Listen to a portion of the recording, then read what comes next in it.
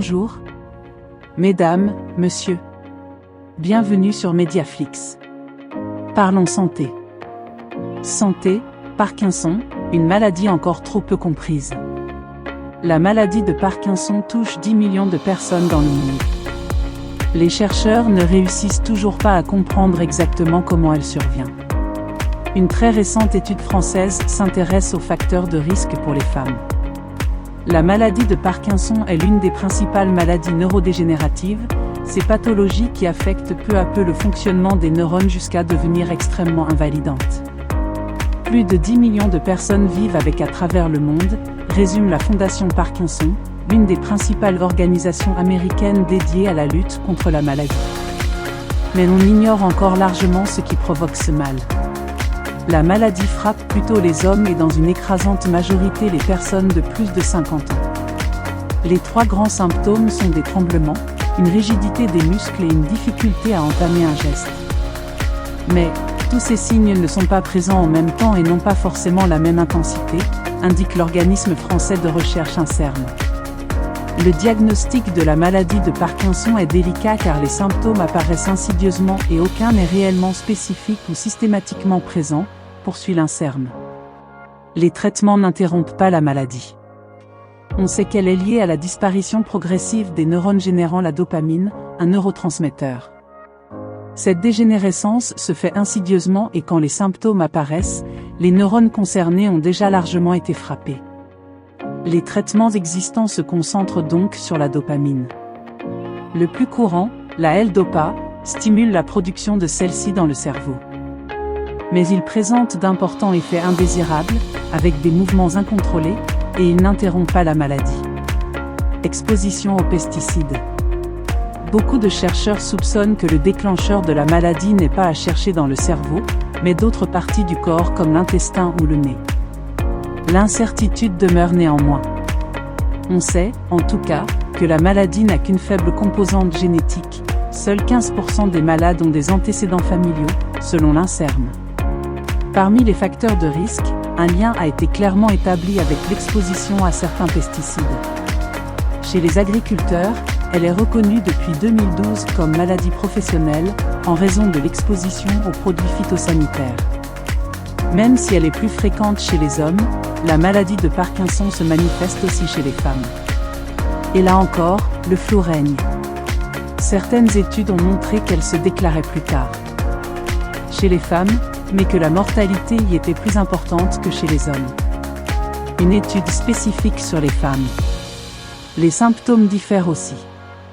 Ils se manifestent plus fréquemment par des chutes pour les femmes, alors que les hommes ont plus tendance à saliver. Une très récente étude, conduite par l'épidémiologiste Marianne Canonico, publiée dans la revue médicale Brain, s'intéresse spécifiquement aux femmes. Une étude de grande ampleur, car elle a été menée auprès de 100 000 femmes durant les 30 dernières années, et aux conclusions détonnantes. Selon cette étude, la pathologie semble influencée par des facteurs qui vont de l'âge de la ménopause au nombre de grossesses. Le risque de survenue de la maladie est aussi légèrement plus élevé pour les filles dont les règles sont apparues plus tard que la moyenne, c'est-à-dire à 12 ou 13 ans. Estrogène. Ça ne multiplie pas par 4 ou 5 le risque, ce n'est pas l'effet du tabac sur le cancer du poumon, tempère toutefois Marianne Canonico. L'étude poursuit l'hypothèse déjà avancée par le passé, celle d'un impact des estrogènes, la principale hormone féminine, qui protégerait les femmes de la survenue de Parkinson. Mais certains résultats observés de l'étude contredisent au contraire cette hypothèse. Pourquoi le fait d'avoir plusieurs grossesses est un facteur de risque, alors que la production d'estrogènes y est importante lors de ces périodes? Autres facteurs environnementaux.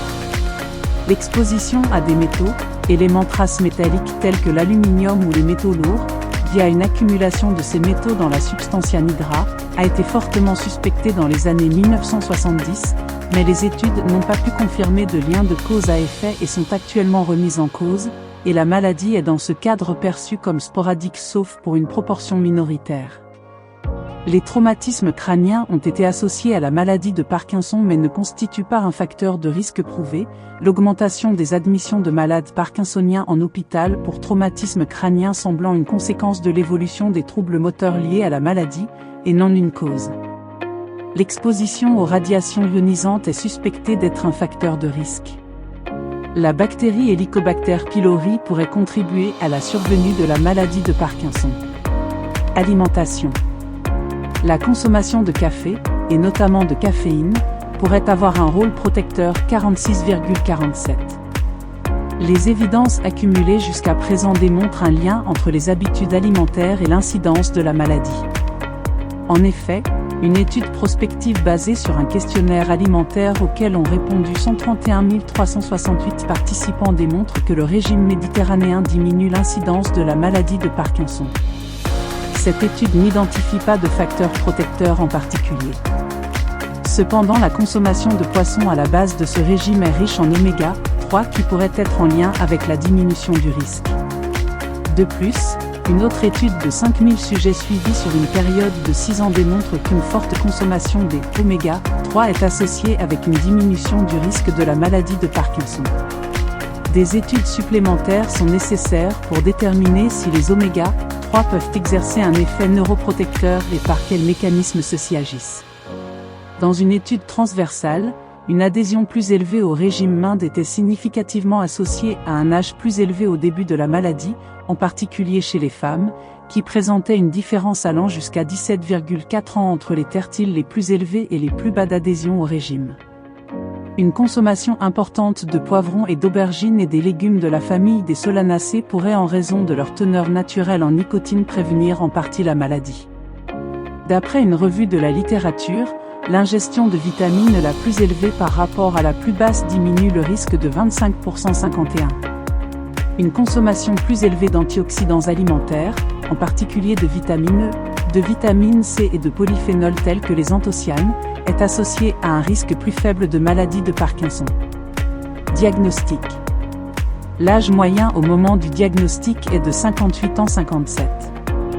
Une étude suggère que les personnes en phase prodromique peuvent présenter une plus grande déficience en termes de mobilité et de force par rapport à la population générale, et ce jusqu'à 3 ans avant le diagnostic de la maladie. D'où l'intérêt de rechercher des signes précurseurs, afin de mettre en place un traitement plus précoce, capable de stopper ou de ralentir l'évolution de la maladie. Évolution.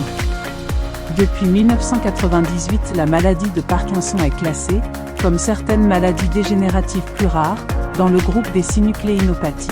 Dans ces pathologies, la protéine synucléine s'accumule et empoisonne les cellules. Il s'agit du principal composant des corps de Lewy, les indicateurs pathophysiologiques de la MP et du second composant en importance dans les plaques séniles distinctives de la maladie d'Alzheimer.